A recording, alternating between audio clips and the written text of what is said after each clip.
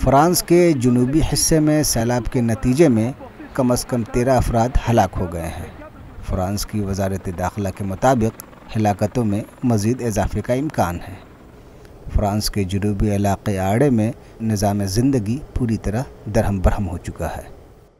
J'habite à Villegayen, j'ai vécu ça dans la nuit, c'était la première fois et vraiment ça a été traumatisant parce que tous mes voisins étaient dans la même situation. J'ai appelé les pompiers, c'est arrivé vraiment très très vite, pas eu le temps de réagir. Donc c'est comme une vague qui est arrivée sur la porte. हुक्काम का कहना है कि लोगों को बचाने के लिए मुमकिन इक़दामात किए जा रहे हैं, जबकि हेलीकॉप्टर्स की मदद से भी रेस्क्यू का काम जारी है। हुकूमत ने इसके लिए सैकड़ों टीमें तश्कील दी हैं। फ्रांसीसी हुक्काम ने मुतासरा खित्ते के तमाम स्कूलों और दफातर को आर्जी तौर पर बंद करने के अहकामात जारी कर दिए हैं।